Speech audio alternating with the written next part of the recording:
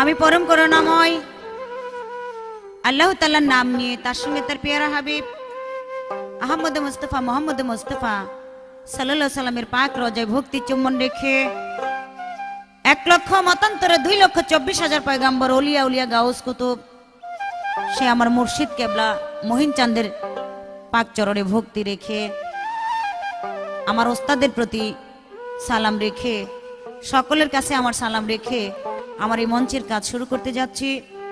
আমার কথায় ভাষায় সুরে ছন্দে যদি কোনো ভুল ত্রুটি হয় সকলেই ক্ষমার চোখে দেখবেন। আমরা দুটি শিল্পী আপনাদের মাঝে উপস্থিত হয়েছি দুটি পাল্লা নিয়ে। সে পাল্লা হলো শরীয়ত আর মারিফত।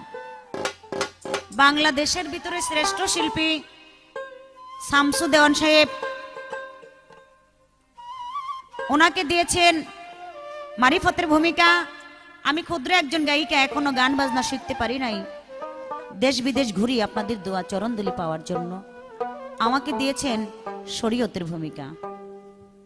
শরীয়ত মারিফত বাংলাদেশের সুনামধন্য একজন শিল্পী শামসু দেওয়ান সাহেব, ওনার সাথে স্টেজ প্রোগ্রাম করেছি, কিন্তু এই জীবনের প্রথম ওনার সাথে এই ক্যাসেট। আমার ক্যাসেট করার কথা আগেই ছিল, কেন যেন এটা ঘুরতে ঘুরতে এখন আয়া পড়ছে।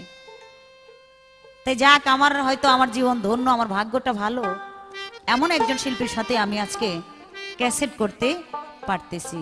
কারণ ওনাদের যে সমবয়সী শিল্পী আছে অনেকেই আমাদের মাঝে নেই, চলে গেছে তারা আপন দেশে।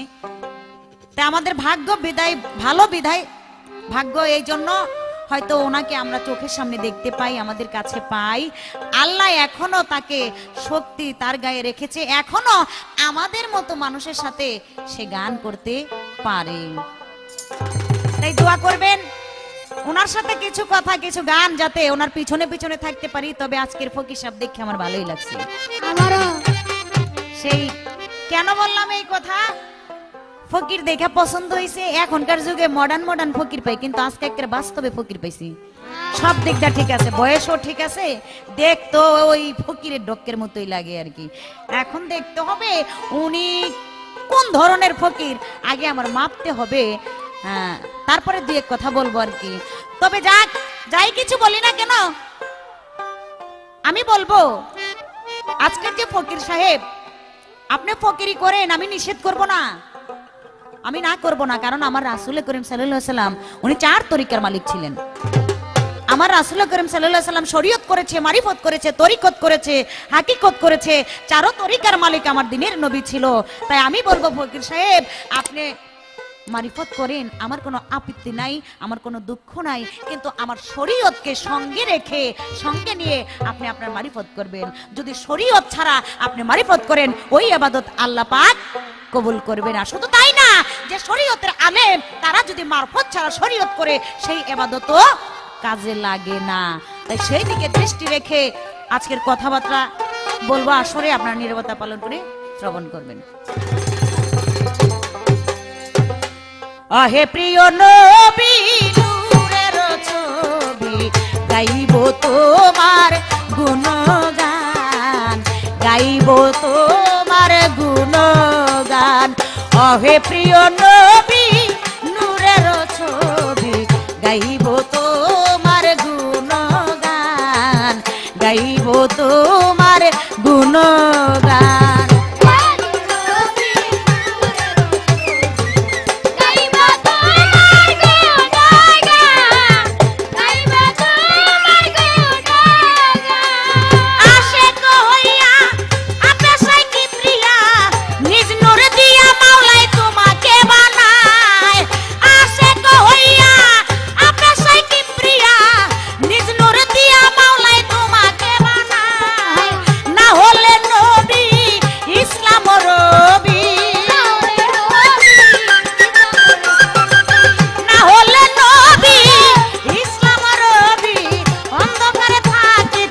সারে জাহান গাইব তোমার গুণগান, গাইব তোমার গুণগান। হে প্রিয় নবী নূরের ছবি, গাইব তোমার গুণগান, গাইব তোমার গুণগান।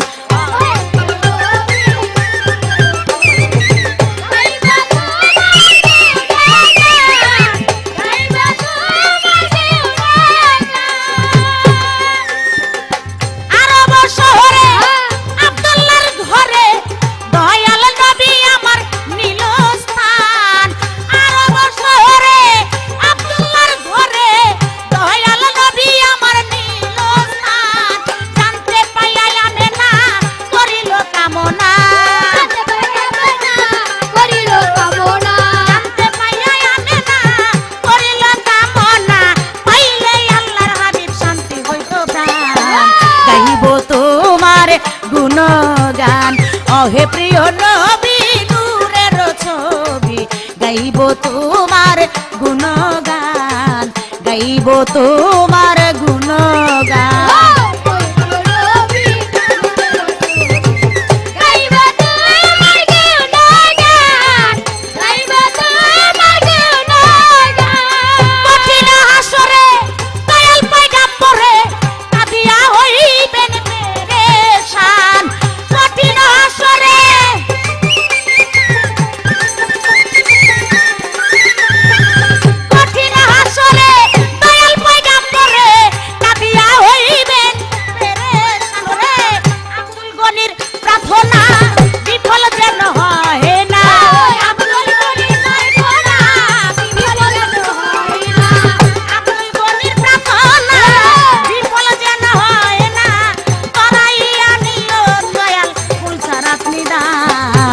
গাইব তোমার গুণগান অগে প্রিয় নবী নূরের ছবি, গাইব তোমার গুণগান, আমি গাইব তোমার গুণগান।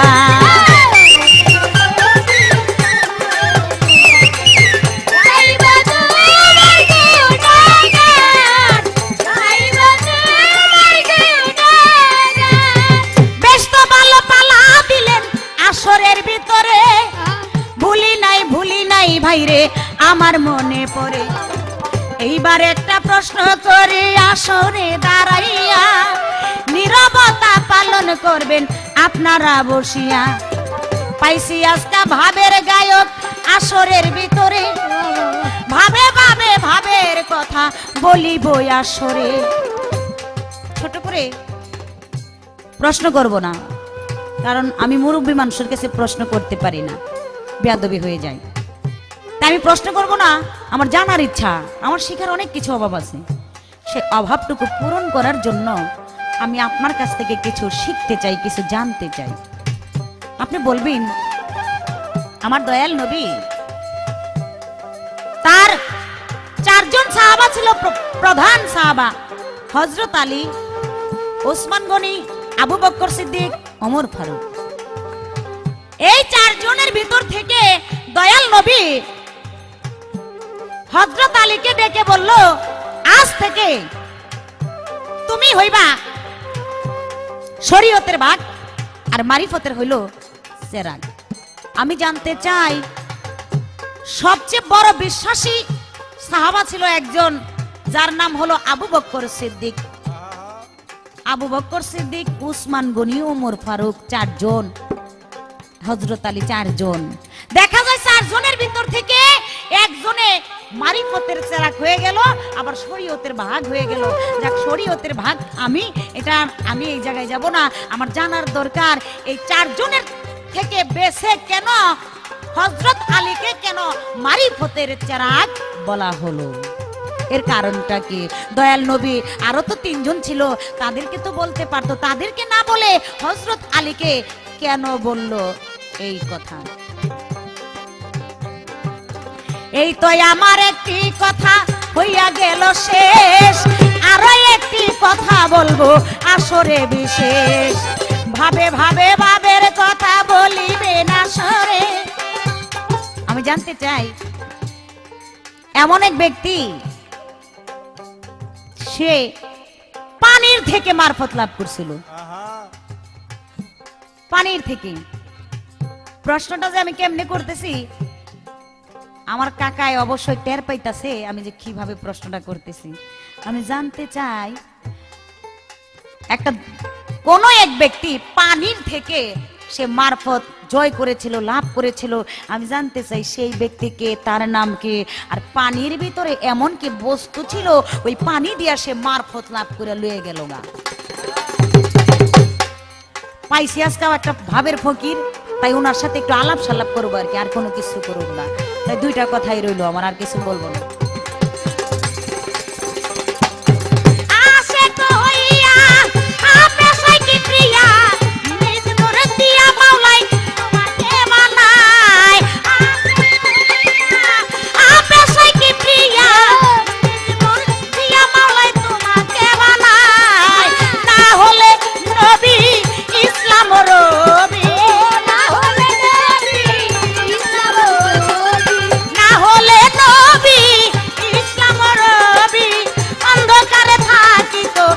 সারে জাহান গাইব তোমার গুণগান, অহে প্রিয় নবী নূরের ছবি গাইব তোমার গুণগান, গাইব তোমার গুণগান, অহে প্রিয় নবী নূরের ছবি গাইব তোমার গুণগান, গাইব তোমার গুণগান, গাইব তোমার গুণগান।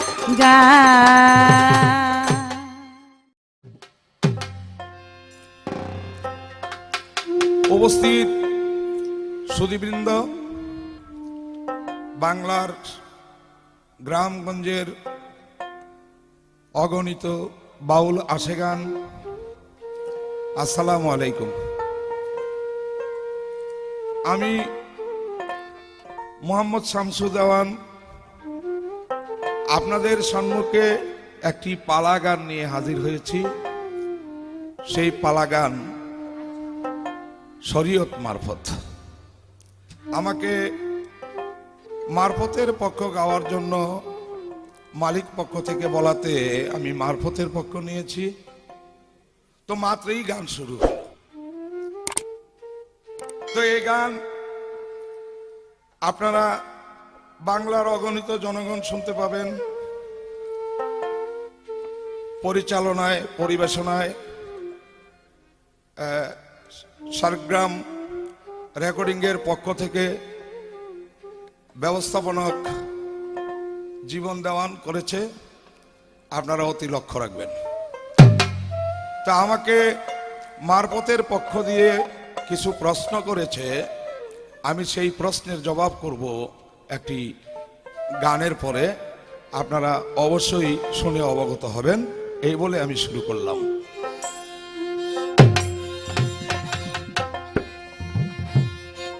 যাতারি ভজনা করো, যাতারি ভজনা করো, থাকি এমন এই সংসারে তালাশ করো কারে রে মন, তালাশ করো কারে। যাজার ভজনা করো, যাজার ভজনা করো, থাকিতে মোর দিনে ঘর তালাশ করো তারে রে মন, তালাশ করো তারে। করিলে সালাত বন্দিগি সর্বাঙ্গ হবে নাকি, বিনয় করে ডাকছে খাকি আয়নায় আমার ঘরে রে, আয়নায় আমার ঘরে। করিলে সালাত বন্দিগি সর্বাঙ্গ হবে নাকি, বিনয় করে ডাকছে খাকি আয়নায় আমার ঘরে রে, আয়নায় আমার ঘরে। খাগে যাবে খাকে মিশে বাতাস যাবে উড়ে, বাবিমন বাবিমন রে, খাগে যাবে খাকে মিশে বাতাস যাবে উড়ে।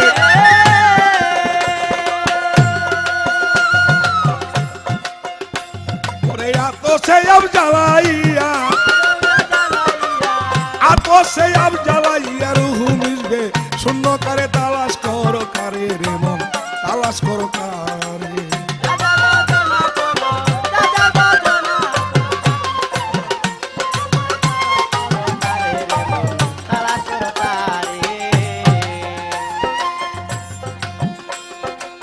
কেহ যদি হস করিবা দেখো আপন ঘরে কাবা অতি সহে মন লোবা দিল দরিয়ার পারে রে দিল দরিয়ার পারে ওরে কেহ যদি হস করিবা দেখো আপন ঘরে কাবা অতি সহে মন লোবা দিল দরিয়ার পারে রে দিল দরিয়ার ঘরের মধ্যে রও মদিনা কেন যাও মন দূরে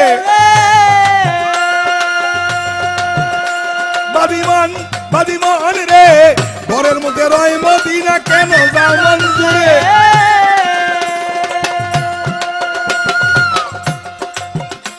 আরে চক্ষু বুঝে দেখো চাইয়া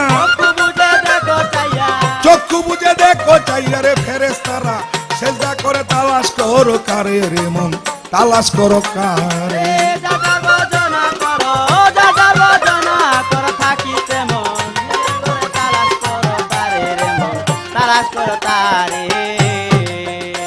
কবি জালালেরই শুভ বাণী আবে হায়াতের পানি দেহের মধ্যে আসে জানি চিনতে কয়জন পারে কয়জন পারে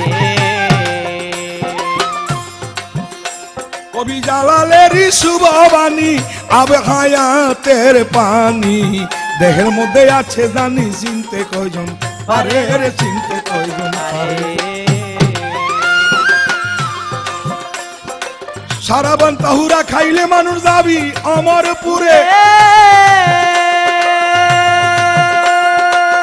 ও বাদিমান রে সারাবান তাহুরা খাইলে মানুষ যাবি অমরপুরে ওরে একটা রোজা একটা নামাজ একটা নামাজ করলে আদম যাতে সারে তালাশ করো কারে রে মন তালাশ করো কারে যার বদনা করো যার বদনা কর থাকিতে মন নিজের তালাশ করো কারে আমার কাছে প্রশ্ন করে শোনেন আসে গান হযরত আলী শরীয়তের বাক ছিল প্রধান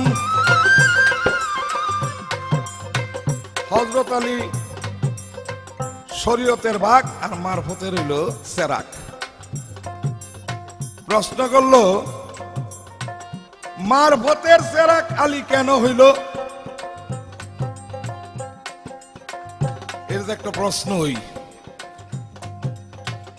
মারফতের সেরাক আলী কেন হইল এটা একটা প্রশ্ন না কারণ নবী তো আরো সাহাবী অনেক ছিল এই সাহাবীরা সেরাক মেরাক হইল না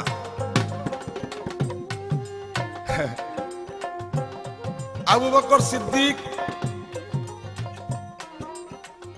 ওমর ওসমান আবু হুরায়রা সালমান ফারসি আনাস রাদিয়াল্লাহু আনহু অনেক তালহা বহু ধরনের সাহাবী ছিল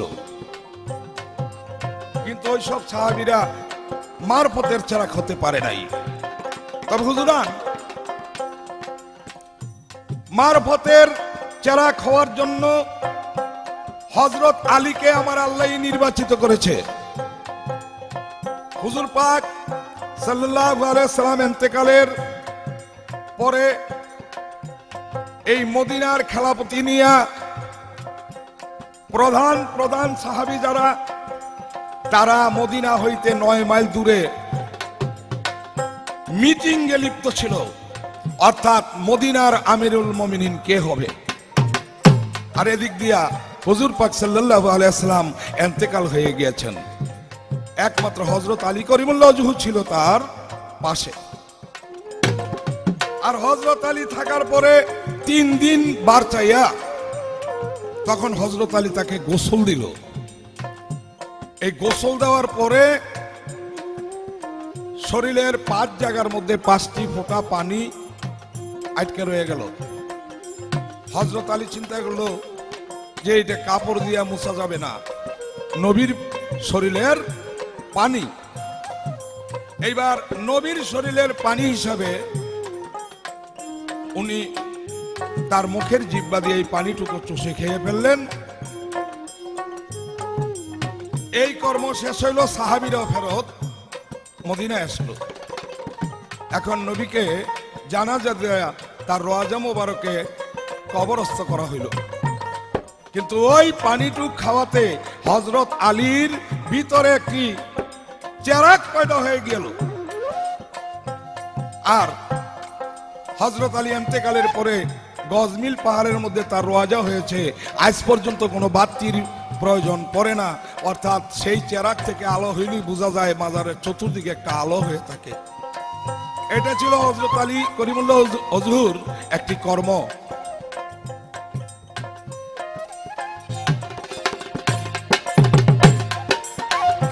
আরেক কথা কয় আমারে, দুঃখের কথা বলবো কারে, সেই কথার জবাব দিব আসরের ভিতরে রে, আসরের ভিতরে।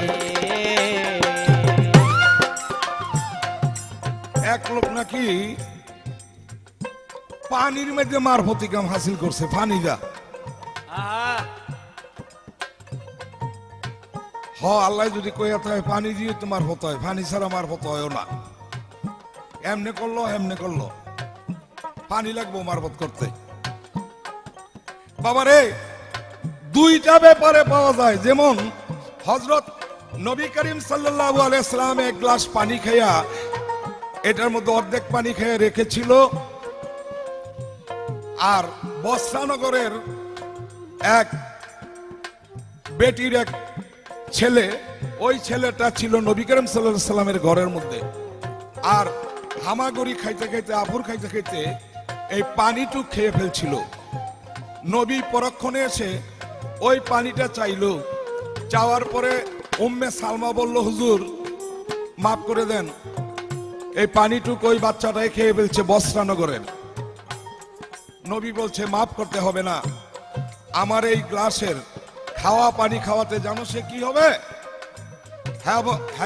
হবে শরীয়ত, তরিকত, হাকিকত, মারফত। এই মারফতের মধ্যে একটি গাছ, আর এই গাছের থাকবে ডালা, আর ডালার মধ্যে প্রথম ফুল, প্রথম কলিটা হবে এই ছেলেটা, যার নাম হবে হাসান বসরি। এটা হলো পানির এক ব্যাপার। আরেক ব্যাপার হইলো এই পানির মধ্যে থাইকা আরেকজনে কিনা কয় আরে মারফতি কাম হাসিল করলো, সেই ব্যক্তি হলো বোয়ালি কলমধর। এই হলো একটা প্রশ্ন জবাব করলাম। এবার আমি বলে খুব ভালো ফকির, আমার দেখতে বলে খুব পছন্দ হয়েছে। এই কথাটা বলা ঠিক হয় না। আমার কি আছে পছন্দ ওনের? দেখার মধ্যে তেমন না, মোটা তাজা না, শরীর হোক না, গেছি বুড়া হয়ে আছে কি, তারপরে বলো পছন্দ হয়েছে। খুব ভালো ফকির বলো আমি। আর আজকে আমার সাথে যিনি গান গাবেন লিপি সরকার, ভালো। আজকে ওই শরীয়তের পাঠ নিচ্ছে, মোল্লা হয়েছে। মোল্লা তো মোল্লা কখন যাইতো না, এটা মোল্লানি কখন লাগবো কি? এই মোল্লানি আজকাল মোল্লা গথিয়া তো মোল্লানি রেফারা ধরছে। যাক, এ পর্যন্ত রাখলাম। এবার আমি কিছু প্রশ্ন করব। এক নম্বরে প্রশ্ন করব, মানুষ মরে গেলে গোসলের সময় সুগন্ধি ব্যবহার করে অনেক মানুষ, না সব মানুষ, প্রত্যেক মুসলমান। কিন্তু পৃথিবীতে এমন এক প্রকারের মুসলমান আছে, তারা মৃত্যুবরণ করলে সুগন্ধি ব্যবহার করে না। কেন করে না? নবী তো বলছে সুগন্ধি আমার সুন্নত। এই নবীর সুন্নত বাদ দিয়ে এরা গোসল করে মাটি মঞ্জিল দেয়, এরা কোন মুসলমান? এই আমার একটা প্রশ্ন হইল। আরেকটা ছোট্ট প্রশ্ন করব, সেটা হলো একজনে নামাজ পড়তেছে, আর ওই বেটার বিবি নামাজের মধ্যে রুকুতে সেজদা দিয়ে উঠছে, আর কাছে না গিয়ে একটা জাবরায় ধরে গালের মধ্যে দিছে সুমা। হ্যাঁ, কয় বেয়াদবে কামটা করলো কি? হ্যাঁ, নামাজের মধ্যে কামটা রাখ। এই খুব জিদে পাচ্ছে না। কিছুক্ষণ পরে ওই বেটি গিয়ে নামাজ পড়তেছে, হ্যাঁ ও করছে গিয়ে পিছে জানে গিয়ে একটা জাবরায় ধরে দিছে সুমা। এই দোনো লাগছে কাজিয়া, বিরাট ধরনের ঝগড়া।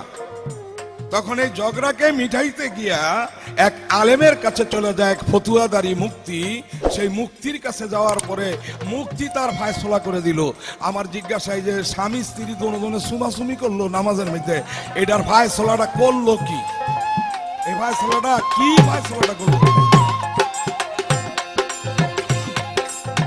সারাবন তহুরা খাইলে মানুষ যাবি আমার পুরে, ওরে একটা নামাজ একটা রোজা, একটা নামাজ একটা রোজা করলে আদম যাতে সারে তালাশ করো তারে রে মন, তালাশ করো তারে, যার বজনা করো থাকিতে মন, এ সংসারে তালাশ করো কারে রে মন, তালাশ করো কারে, তালাশ করো কারে রে মন, তালাশ করো কারে।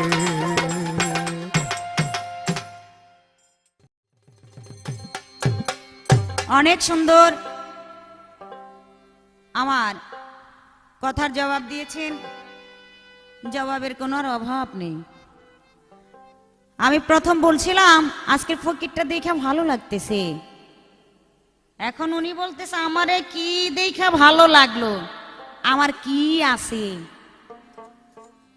আহা, আদা হুট্টইলো, আদার রস আছে, দেখছেন নাকি? আদার জাল আছে এখনো। আসলে আমি তো ওইদিকে দৃষ্টি রেখে আপনাকে কথা বলি নাই, বলেছি এই কারণে, পছন্দ হয়েছে এই কারণে। ওই যে বললাম আগে, আপনার সাথে এই প্রথম আমার কেসেট, আপনার গান, সুর, সব দিক দিয়ে কথা, গানের চেয়ে বেশি মজা লাগে আপনার কথাগুলো। এই জন্য বলছিলাম, কেন বললাম, আমি আপনার সাথে স্টেজ প্রোগ্রাম করছি এই জন্য বলছি।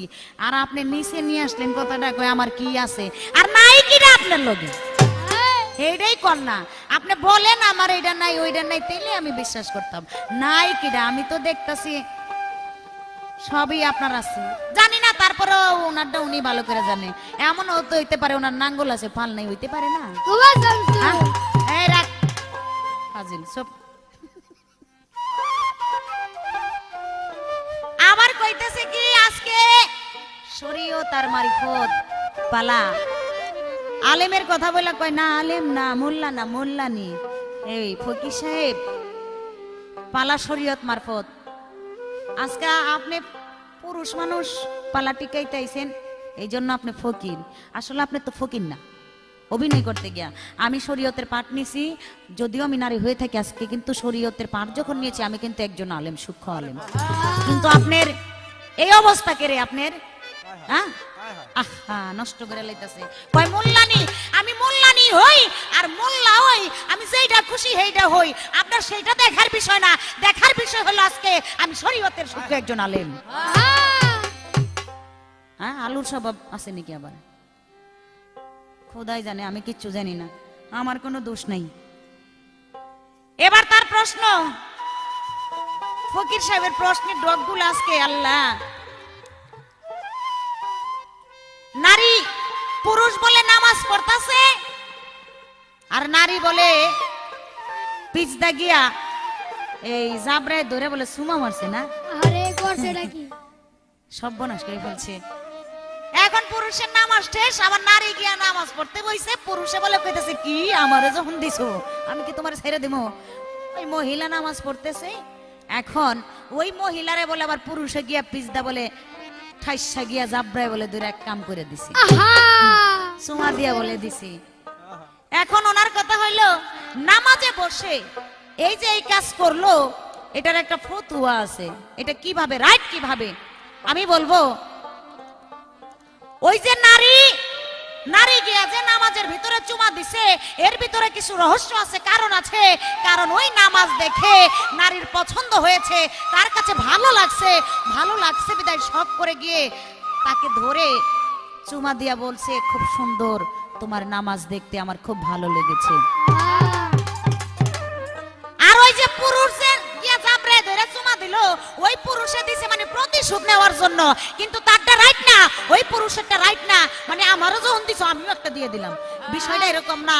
কিন্তু ওই নারীর চুমা দেওয়া রাইট আর ওই পুরুষেরটা রাইট ছিল না, কারণ পুরুষ হিংসা করে গিয়ে আমার যখন দিছে আমি একটা দিয়ে দিলাম, কিন্তু নারীটা হলো ওই যে পছন্দ হয়েছে তার নামাজ আল্লাহর ইবাদত দেখে খুশি হয়ে সন্তুষ্ট হয়ে তাকে জড়ায়া গিয়া চুমা দিছে, কারণ একজন স্ত্রী স্বামীকে ধরে জড়ায়া চুমা দিতে পারে, স্বামীও পারে, কিন্তু এটার একটু ব্যবধান আছে, কিন্তু জিদদের মাথায় পারে না আর কি। ওই জিদ করে গিয়া জাবরে ধইরা চুমা দিয়ে দিছে, এটা তো অপরাধ করছে একরে। কালা বাহিনীরে দেখলে খবর আছে। এই তার একটি কথা। আর একটি কথা হলো এমন কিছু এক প্রকারের লোক আছে তারা মরলে তাদেরকে সুগন্ধি আতর গোলাপ ব্যবহার করে না। তারা কারা? যেমন দুই প্রকারের লোক। সেই লোক হলো যারা নি হজ করতে যায়, ওই হাজিগণ, ওই হাজিরা দেখা যায় তাদের সাথে কাফনের কাপড় কিনা সাথে করে নিয়ে যায়, তাদেরকে সেই সুগন্ধি ব্যবহার করা হয় না, দেয় না তারা। আরেক প্রকারের লোক হলো যারা যুদ্ধের ভিতরে গিয়ে এই শরীয়তের আইন পালন করতে, ইসলাম ধর্ম টিকায় রাখতে, ইসলাম ধর্ম পালন করতে গিয়ে যারা শহীদ হয়েছে, সেই শহীদানরা তাদেরকে সুগন্ধি লাগায় না এবং ব্যবহার করায় না তাদেরকে। তারা হলো দুই প্রকার লোক। যারা এক প্রকার হলো হাজিগণ, যারা কাফনের কাপড় কিনার সাথে হজ করতে নিয়ে যায়, আর যারা সেই যুদ্ধে গিয়া শহীদ হয় তাদেরকে এগুলা ব্যবহার করে না এবং লাগায় না। এই আপনার কথা। এখন আমার একটা গান মনে পড়লো, গানটা গাই আপনারা দেখি দুই এক কথা বলতে পারি কিনা।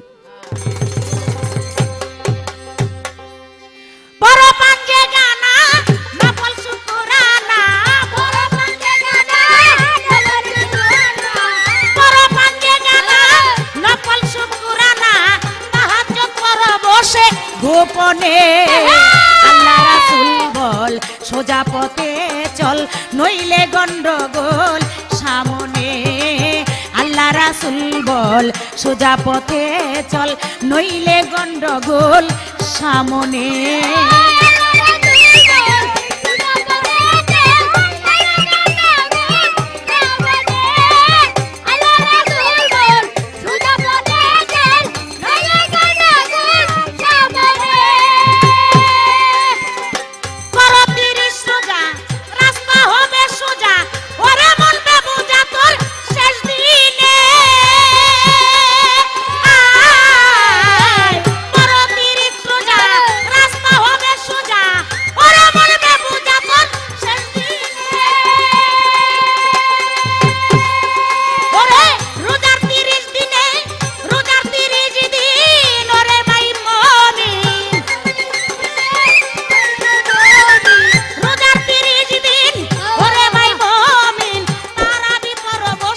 যতনে আল্লাহ রাসূল বল সোজা পথে চল, নইলে গন্ডগোল সামনে।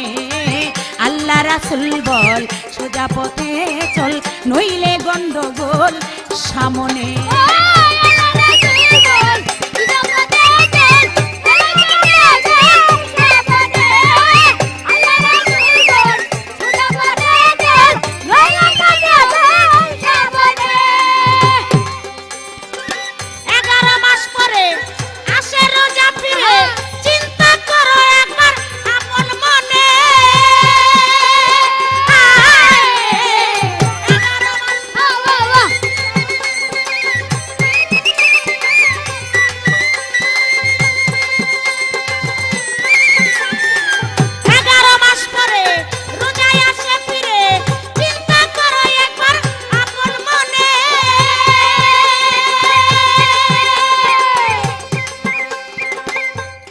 গানের ভিতরে করো 30 রোজা, রাস্তা হবে সোজা, ওরে মন বেবুঝা তোর শেষ দিনে। রোজার 30 দিন ওরে ভাই মুমিন, তারাবি পড়িও অতি যতনে। দেখেন আমার গানের ভিতরে কি বলছি, আপনার যতই ইবাদত করেন না কেন, যত কিছুই করেন না কেন আপনার মারিফত নিয়ে, কিন্তু আমি না করব না, আমার শরীয়তকে আগে সঙ্গে রাখেন, শরীয়তকে সঙ্গে রেখে আপনি আপনার ইবাদত করে যান। যেমন একটা গান গাইলেন, যার তার বজনা করা থাকি এমন এই সংসারে তালা তালাশ করো তারে। কেন রে মন মক্কা যাবাই আপন ঘরে আছে কাবা, অতি শুলে মন লোবা দিল দরিয়ার পারে। এই যে ঘরের ভিতর রয় মদিনা, কেন যাবে দূরে, চোখ বুঝিয়া দেখ চাইয়া ফেরেশতারা সেজদা করে। ওরে আমার কাবাওয়ালার মক্কাওয়ালা, হ্যাঁ সব বলে ঘরের ভিতরে কাবার ভিতরে এক কাবায় আরেক কাবারে খুন করে লাই। কারবারটা দেখছেন, এক কাবায় আরেক কাবারে দইরা সাইজ করে লাই, মাথা ফাড়াই লাই, চোখ মুখ খোমাখামি বাকেট বকেট লারাই লাই কিলের ছুড়ে। হ্যাঁ কাবাওয়ালার বাচ্চা কইলে এসে কাবা, হ্যাঁ চিন্তা করছেন? এত বড় বড় নবী আউলিয়া পীর পয়গম্বররা সব যায় ওইখানে হজ করার জন্য কাবা করে, আর ওনারা এক কাবায় আরেক কাবার ভিতরে যায় সেজদা করার জন্য। হ্যাঁ কাবা আজকা ছুড়াইলাম। 11 মাস পরে আসে রোজা ফিরে, চিন্তা করো একবার আপন মনে।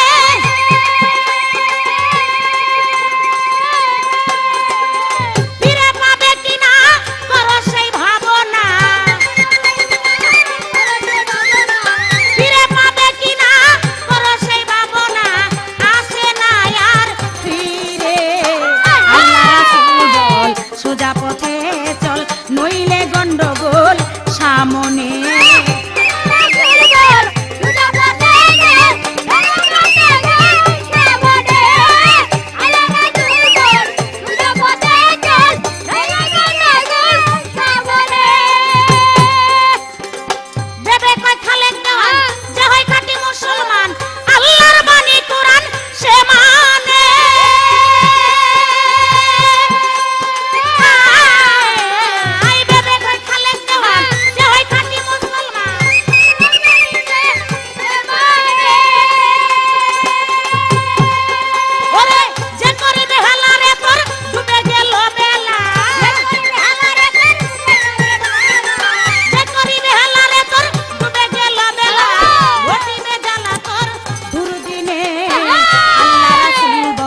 সোজা পথে চল, নইলে গন্ডগোল সামনে। আল্লাহ রাসূল বল সোজা পথে চল।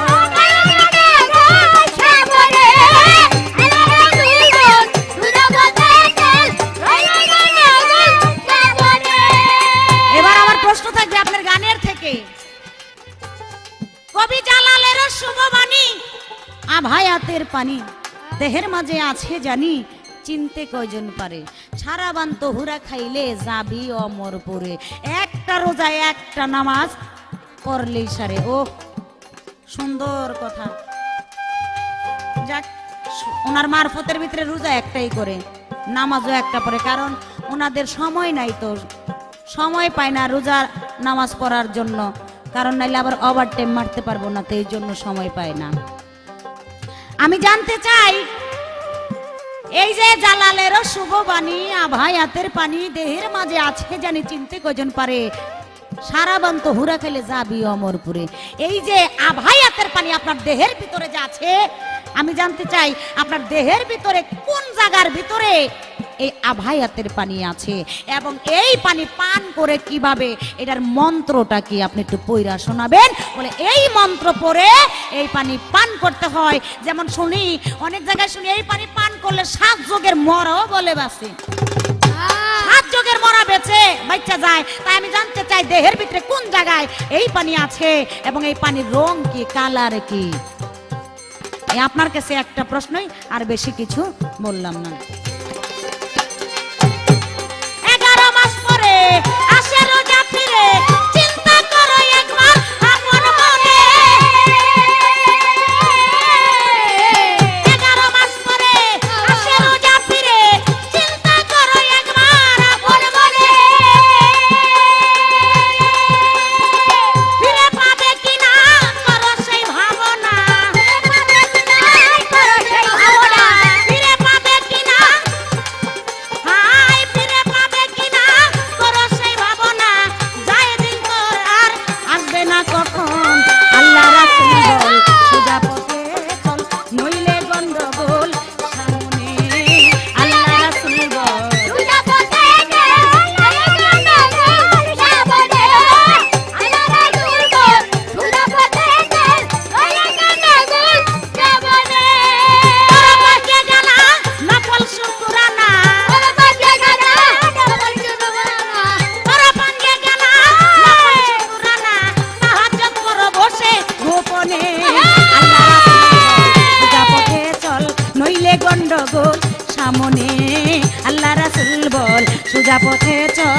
নইলে গন্ডগোল সামনে। আল্লাহ রাসূল বল সোজা পথে চল, নইলে গন্ডগোল সামনে। সুধীবৃন্দ, আজকে শরীয়ত মারফত পালার মধ্যে আপনাদেরকে শোনানোর জন্য আমরা এসেছিলাম। তাই আমার যেই প্রশ্ন ছিল সেই প্রশ্নের জবাব দিতে গিয়ে আমারে কিছু অন্যরকম কিছু বললেন। আমি বলেছিলাম যে আমারে এত সুন্দর ভাবছো কেন, আমার কি আছে, আমার রূপ নাই, যৌবন নাই, কিচ্ছু নাই। এবার ওইটা কয় ওইটা লেগে না তো, আপনি সব আছে।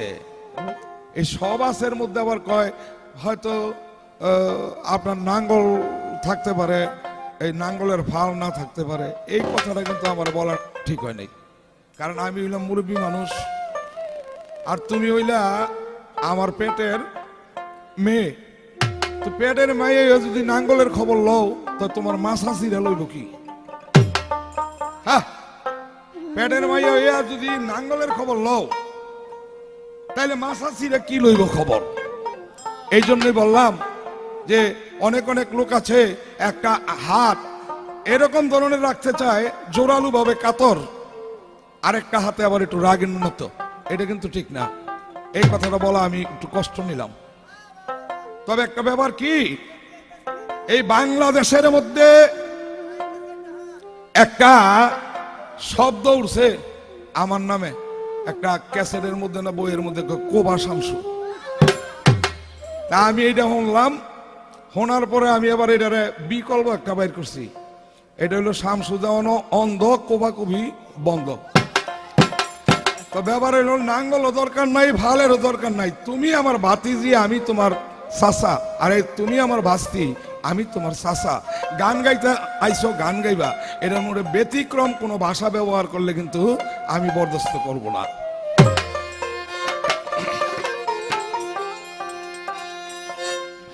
এমন সুন্দর দেহ মসজিদ ঘর, এমন সুন্দর এই দেহ মসজিদ ঘর, খালি ফেলে কবু রেখো না। এই দেহ পিঞ্জরে বসাইয়া খোদারে কাতর করো রে তার প্রার্থনা।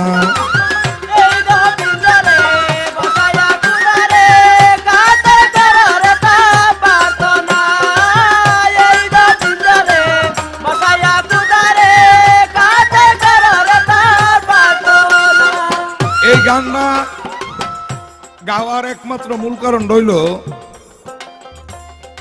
পর পাঞ্জে গানা নপল শুকুরানা তাহাজ্জুদ ছেড়ো না কখনো, আল্লাহ রাসূল বল সোজা পথে চল নইলে গন্ডগোল সামনে। করো 30 রোজা, ওরে মন বেবুজা হবে রাস্তার শেষ দিনে, রোজার 30 দিন ওরে ভাই মুমিন তারাবি পড়িও যতনে। তো এই গান কয় খালেক দেওয়ান, যেজন খাঁটি মুসলমান আল্লাহর বাণী কোরআন সে মানে, যাই করিবে হেলা ডুবে যাবে বেলা, গটিবে জ্বালা হাসর মিজানে। এই নামাজের তাগিদ দেওয়া হয়েছে এই গানটার মধ্যে। এটা কবি খালেকজন সাহেবের লেখা। আমি ওই গানের পরিপ্রেক্ষিতে আমি এই গানটা গাচ্ছি, এইটাও খালেকজনের লেখা। এটা মধ্যে রোজা নামাজের তাগিদ দিছে, আর এই গানটার মধ্যে রোজা নামাজের একটু অন্যরকম অর্থ করছে, যার জন্য কবির ব্যক্তকে প্রকাশ করেছে বলে আমার এই গান।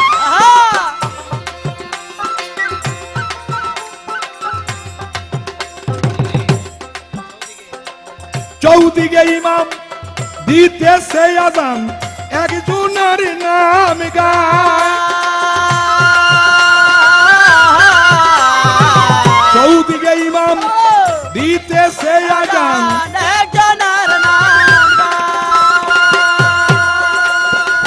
কপাট দিয়া ঘরে দেখো দিয়ান করে এই দেহের মিনারা।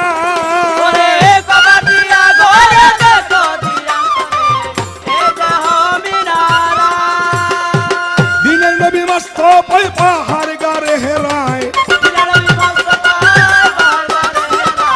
দিনের নবী মস্ত পাহাড় গারে হেরায়, পাইয়া ছিল যাহার নিশানা। এই পিঞ্জরে বসাইয়া কুদারে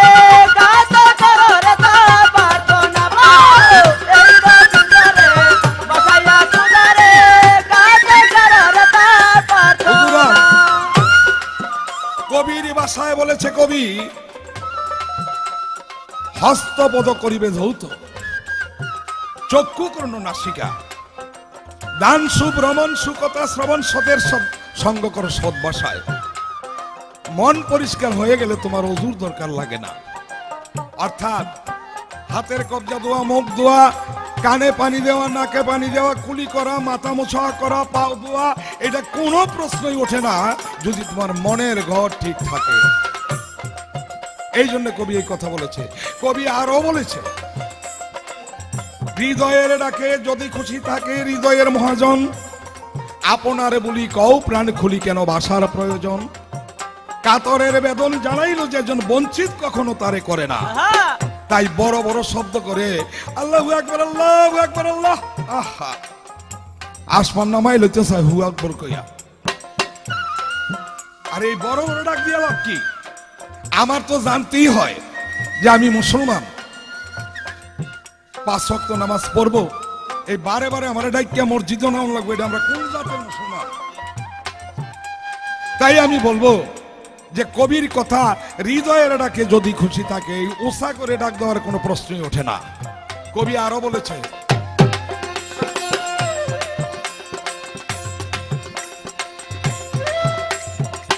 সররিপুগণ করো হে দমন, নফস এই দেহের রাজা। সররিপুগণ করো হে দমন,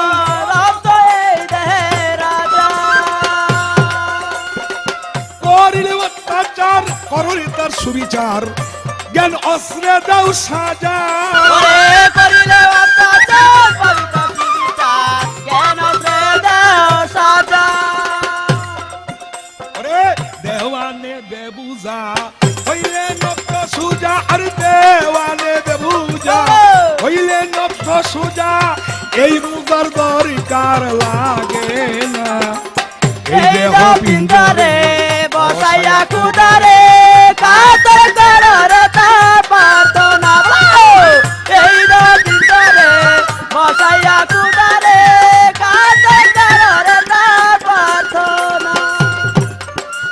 আসলে ক্যাসেটের ব্যাপারটা সীমিত ব্যাপার, যার জন্য মনের কথা ব্যক্ত করা যায় না।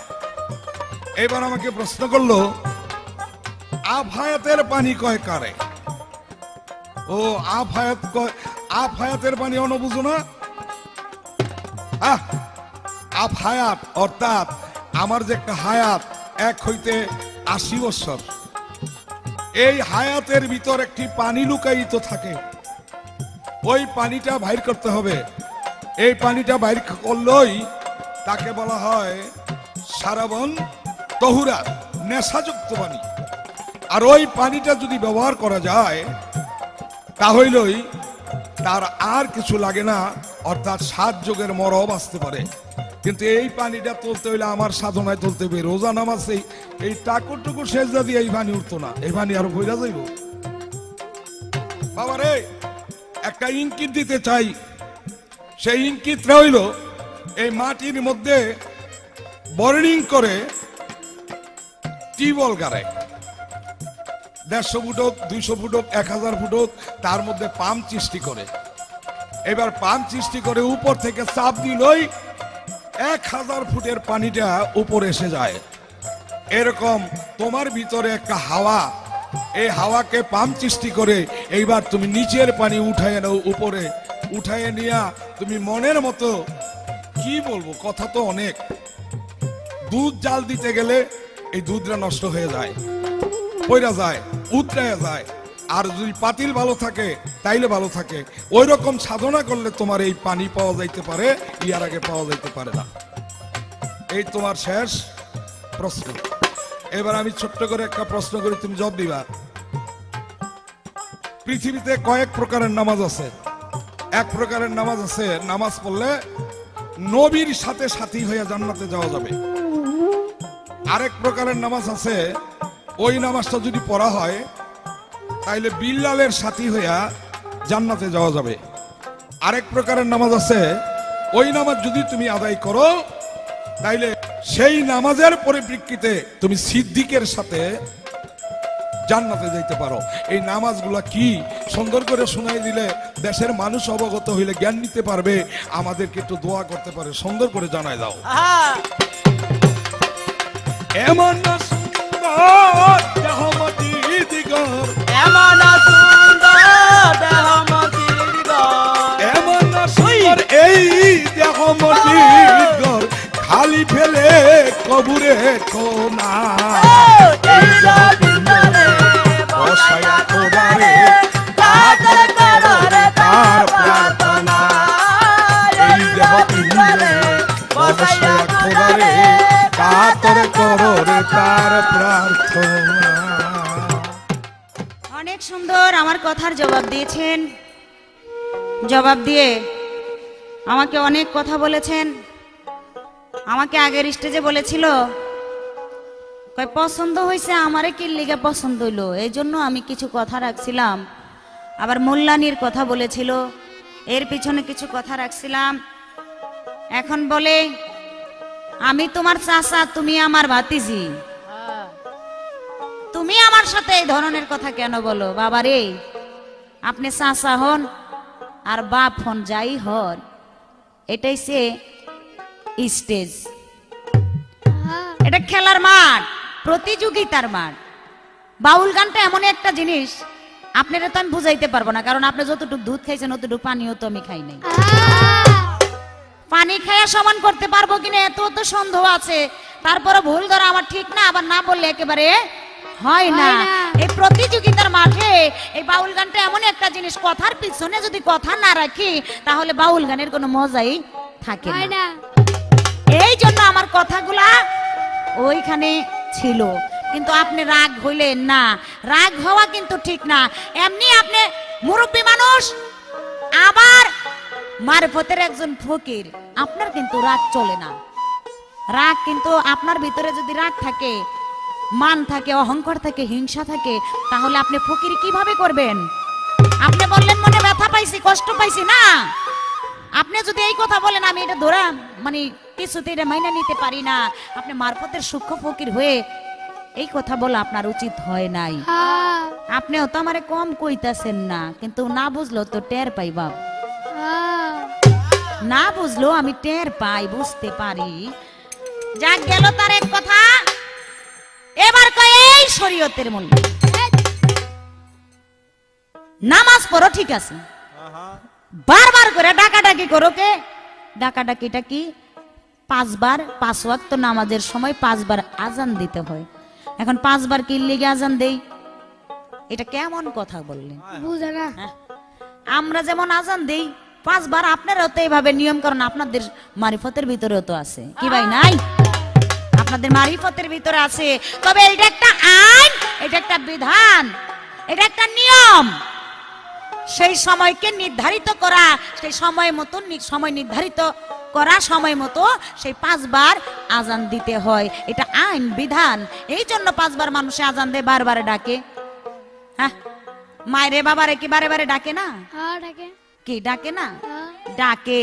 তবে আপনি যাক, আমি আর সেই দিকে যাব না। খুব সুন্দর সুন্দর কথা বলেছেন।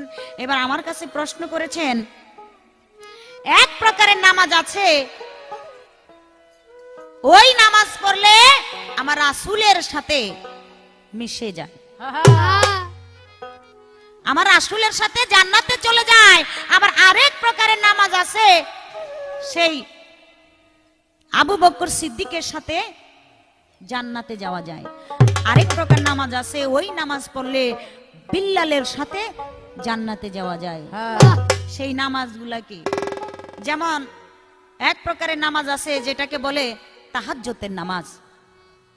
তাহাজ্জুদের নামাজ আমার দিনের নবী পড়েছে। ওই তাহাজ্জুদের নামাজ যেই ব্যক্তি মনোপ্রাণ দিল দিয়ে পড়তে পারবে, সেই ব্যক্তি আমার রাসূলের সাথে বিনা হিসাবে জান্নাতে চলে যাবে। এই হলো তাহাজ্জুদের নামাজ এক প্রকার। আরেক প্রকারের নামাজ আছে, আরেক প্রকারের নাম হলো তাহিয়াতুল ওজুদ। তাহিয়াতুল ওজুদ ওই প্রকারের নামাজ পড়লে বিল্লালের সাথে বিনা হিসাবে জান্নাতে চলে যায়। সেই নামাজ কখন পড়তে হয়? অজু করে যখন মসজিদে ঢোকার সাথে সাথে সেই 2 রাকাত নামাজ পড়তে হয়, বিল্লালের সাথে জান্নাতে চলে যায়। এখন আরেক প্রকার নামাজ আছে, যেই নামাজ হলো, যার নাম হলো দুখুলুল নামাজ, দুখুলুল মসজিদ। ওই নামাজ পড়লে আবু বকর সিদ্দিকের সাথে জান্নাতে চলে যায় এবং যাওয়া যাবে। যেই নামাজ হলো দুখুলুল মসজিদ, ওই নামাজ পড়লে আবু বকর সিদ্দিকের সাথে জান্নাতে যাওয়া যাবে। এই হলো 3 প্রকার নামাজ, এই 3 জনের সাথে বিনা হিসাবে বেহেশতে চলে যায়। এই হইলো আপনার কথা। এখন আমার একটি গান থাকবে, গানের পরে আমার শেষ স্টেজ। যদি আপনাদের প্রতি কোনো বেয়াদবি করে থাকি, আমার কাকা আপনার সাথে যদি কোনো বেয়াদবি করে থাকি, নিজে গুণে ক্ষমার চোখে দেখবেন। ক্ষমাই হয়েছে মহত্বের একজন লক্ষণ, তাই ক্ষমা করে দিবেন। ছোট মানুষ আমি, আমার জন্য দোয়া করবেন সকলেই। তাই আমার একটি গান, গানের পরে ছোট্ট করে একটা কথা রেখে আমি বসবো। নামাজ পড়ো, রোজা রাখো, ও ভাই খাঁটি মুসলমান, এই নামাজে আল্লাহ রাজি, রাজি নবী দুজাহান। নামাজ পড়ো, রোজা রাখো, ও ভাই খাঁটি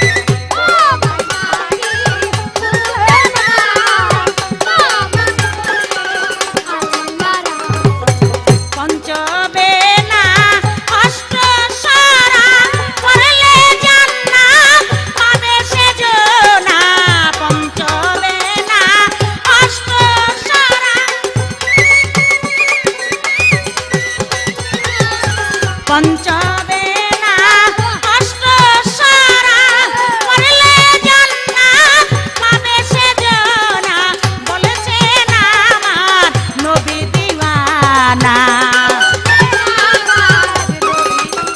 হাই বলেছেন আমার নবী দিওয়ানা, সাক্ষী আছে আল কোরআন। নামাজ পড়ো, রোজা রাখো, ও ভাই খাঁটি মুসলমান, এই নামাজে আল্লাহ রাজি, নবী দুজাহান। নামাজ পড়ো, রোজা রাখো, ও ভাই খাঁটি মুসলমান, এই নামাজে আল্লাহ রাজি। দয়াল নবীর মুখের বাণী প্রাণের চেয়ে বেশি দামি। দয়াল নবীর মুখের বাণী, দয়াল নবীর মুখের বাণী প্রাণের চেয়ে বেশি দামি, বলছেন আমার জগত স্বামী, বলেছেন আমার জগৎ স্বামী। চিনলি না রে জীবন দেওয়ান, নামাজ পড়ো, রোজা রাখো, ও ভাই খাঁটি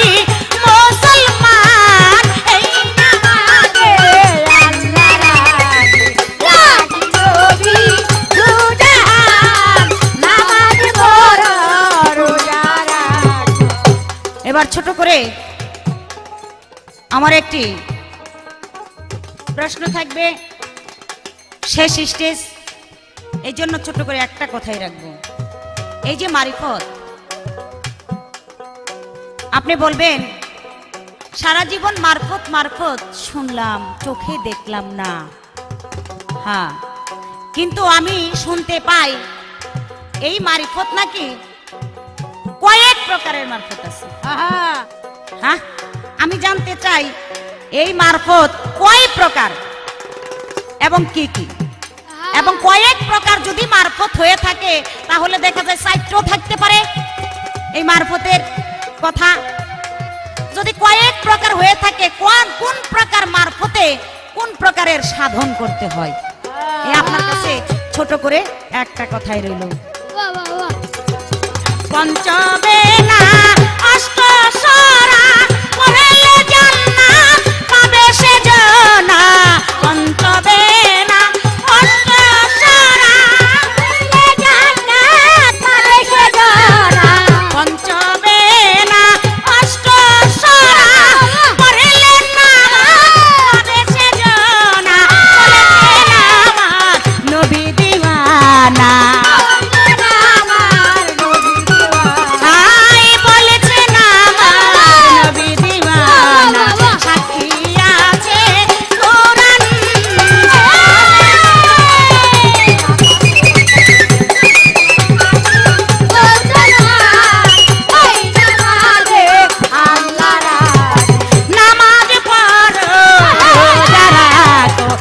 ভাই খাটি মুসলমান, নামাজ পড়ো রোজা রাখো। মুসলমান এই নামাজে আল্লাহ রাজি, রাজি নবী দিওয়ানা। নামাজ পড়ো রোজা রাখো ও ভাই খাটি মুসলমান। নামাজ পড়ো রোজা রাখো ও ভাই খাটি মুসলমান। নামাজ পড়ো রোজা রাখো ও ভাই খাটি মুসলমান।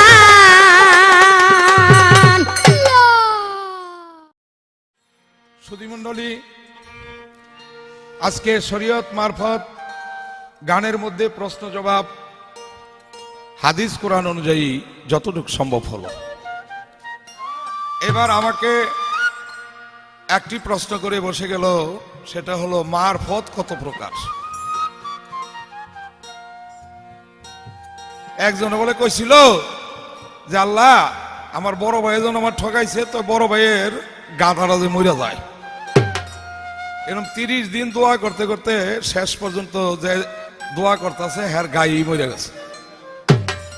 তখন নিঃশ্বাস ছেড়ে কয়, আল্লাহ রে, এত বছর ধরে খোদাইগিরি করো, আল্লাহগিরি করো, কইছি গাধা নিতা গানি সোগা গাই আর গাধা হয়েছিল না। 45 বছর ধরে গান গাই, কত প্রকার মারফত এই বুঝি নেই। লক্ষ্য করেন, তাই মারফতের কোনো প্রকার ভেদ নাই। মিম রে হে তে, তাতে হইল মারফত। মোহাম্মদের মিমে মারফত, রে তে রাজাবন্দি, হে তে সদা সর্বক্ষণ রুকু করা, এবং তে হইল তৌহিদ। তৌহিদ শব্দের অর্থ হইল তালাশ করা। কিন্তু মারফত শব্দ একই শব্দ আইন, সেই আইনের মধ্যে বলা হয়েছে মারফত। আমার রাসূল কারীম সাল্লাল্লাহু আলাইহি ওয়াসাল্লাম বলেছে মারফত এসরারি, অর্থাৎ আমার আল্লাহ পাওয়ার গুপ্ত রহস্যকে উদ্ঘাটন করা, তার নাম হইল মারফত। কিন্তু প্রকারভেদ থাকতে পারে বেলায়েতের মাধ্যমে। বেলায়েত কারে কয়, বেলায়েত কত প্রকার সেটা হতে পারে, কিন্তু মারফত শব্দটা একটি শব্দ, শরীয়ত শব্দটা একটি শব্দ, তরিকাত শব্দটা একটি শব্দ, হাকিকত শব্দটা একটি শব্দ, ওয়াহাদানিয়ত শব্দটা একটি শব্দ। শব্দের কোনো বিকল্প প্রকারভেদ হয় না। লক্ষ্য করতে হবে, একটু বুঝাওই না গাইলে ভালো হয়। আই খাইয়ে নেই বেহেস্তের সেই সারাবন্ত হুরা, আই খেয়ে নেই বেহেস্তের সেই সারাবন্ত ঘুরা।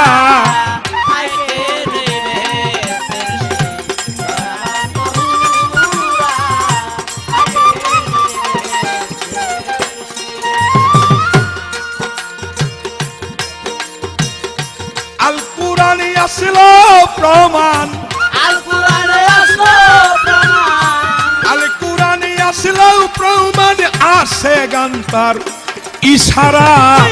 আই খেয়ে নেই বেহেস্তের সেই সারাবন্ত ঘুরা।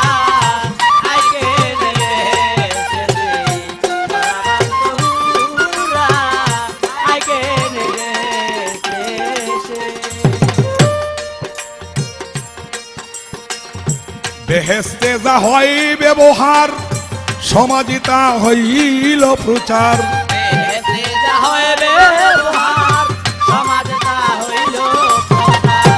বেহেস্তে যা হয় ব্যবহার, বাবারে সমাজে তা হলো প্রচার। বেহেস্তে যা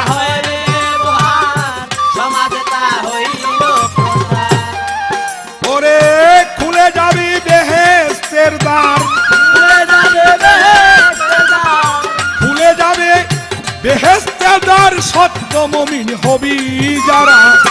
আই খেয়ে নেই বেহেস্তের সেই সরবহুরা।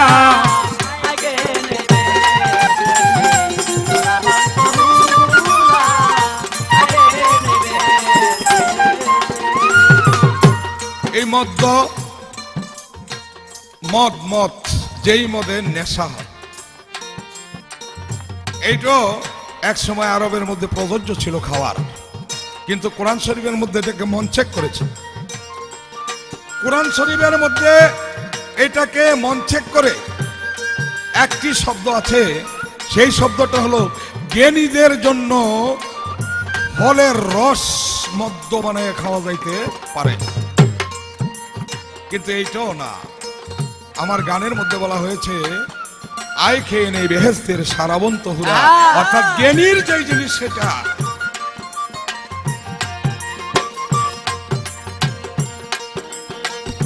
মুমিনদের খেদমতের তরে এসকের পিয়ালা ভরে,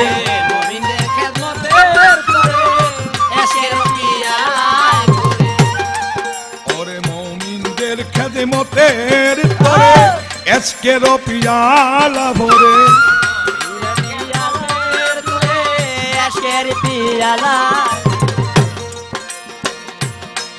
ওরে প্রেম অমৃত সুধা বরে,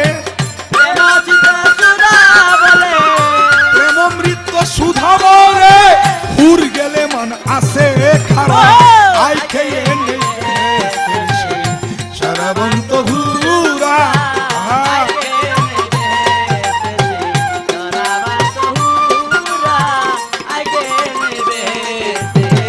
বাবারে তাহিয়াতুল ওযু, দুখুলুল মসজিদ, কাবলুল জুমা, বাদল জুমা, আখেরি জহুর, যত রকমের নামাজ হইও, এই নামাজ পড়লে বেহেস্তের চাবি হতে পারে, বেহেস্তের কুঞ্জি হতে পারে, জান্নাতে যাওয়া যেতে পারে। কিন্তু জ্ঞানী হইয়া আল্লাহকে দর্শন লাভ করতে হলে এই নামাজ দিয়ে চলবে না, একমাত্র মারফতি ইবাদত ছাড়া। এবার কবি কি বলছে, নবী অলি পীর সাধু পান করে তার এক বিন্দু,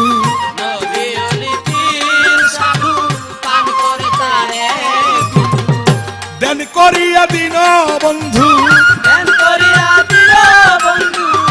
দেন করিয়া দিন বন্ধু, নেশায় বেবর জনম ভরা। আই খেয়ে নেই সারাবন্ত হুরা।